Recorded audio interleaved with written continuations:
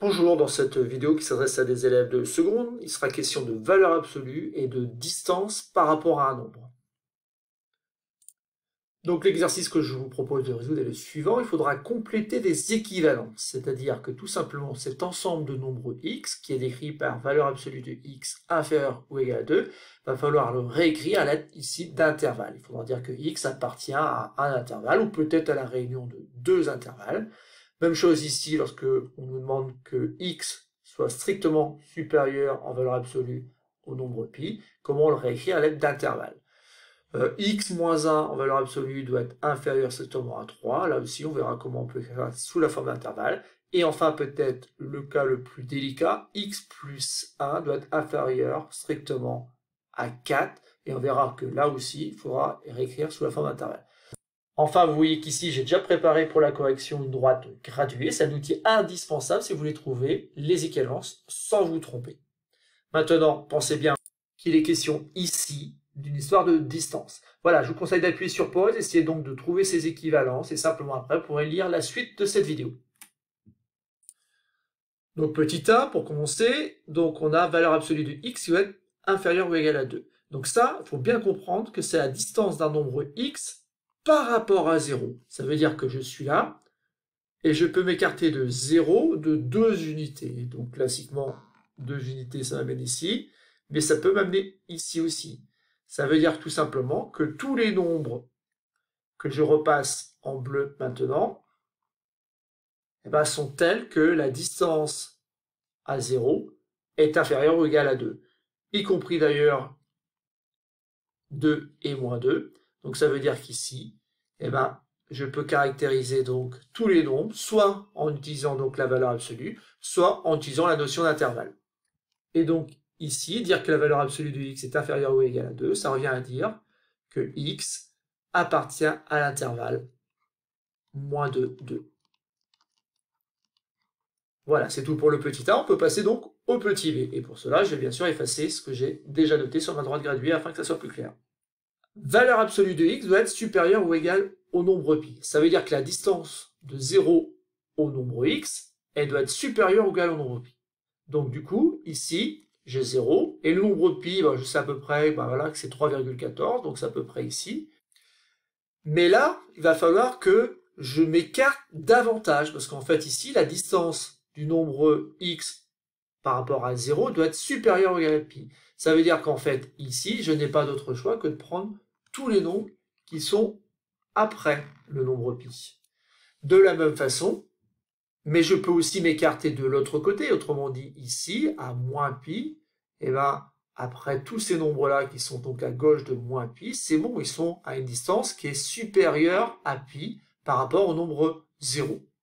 Et donc là, je viens de repasser en bleu, en fait, tous les nombres qui m'intéressent. Ce sont donc les nombres qui partent, entre guillemets, de moins l'infini jusqu'à moins pi. Or, ici, je peux être à une distance égale à pi, donc en fait, il faut que je prenne cette valeur-là qui est moins pi.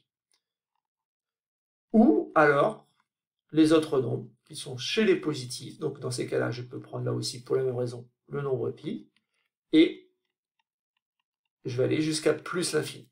Voilà, donc ici, pour décrire en fait tous les nombres x qui vérifient valeur absolue de x supérieure ou égale à pi, je l'ai écrit sur la forme de la réunion de deux intervalles. On peut passer maintenant au petit c.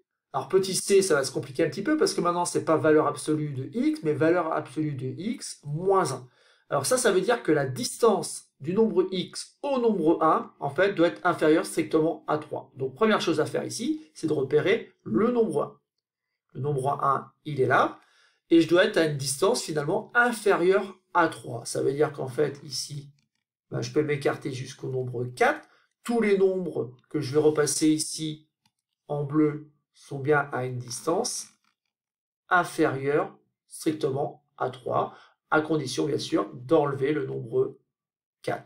En effet, tous les nombres là sont bien à une distance inférieure strictement à 3 par rapport au nombre 1.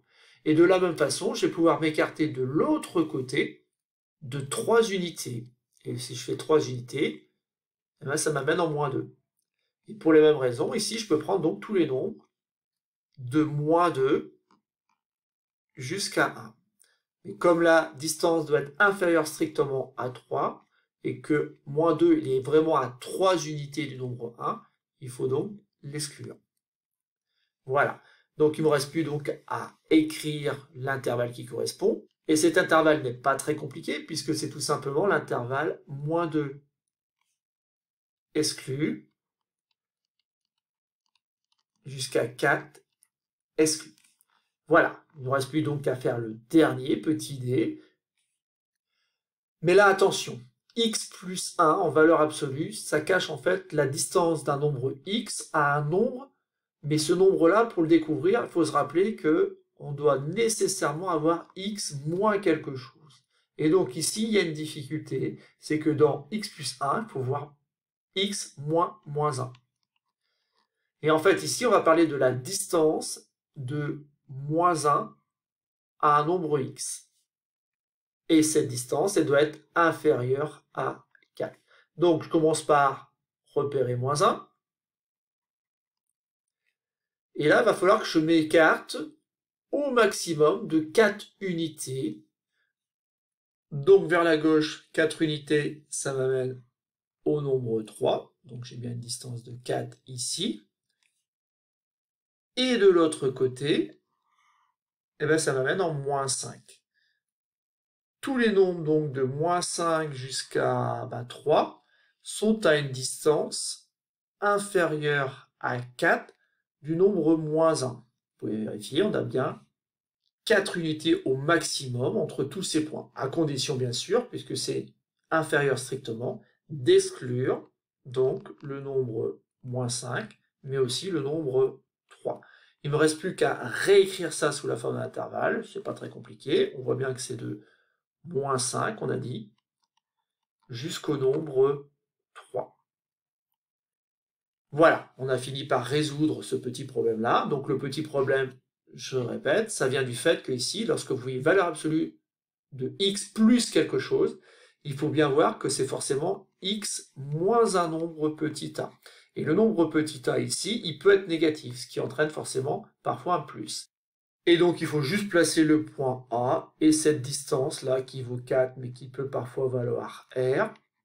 Et bien, dans ces cas-là, vous écartez de R par rapport à la valeur de petit a et vous aurez ainsi l'intervalle.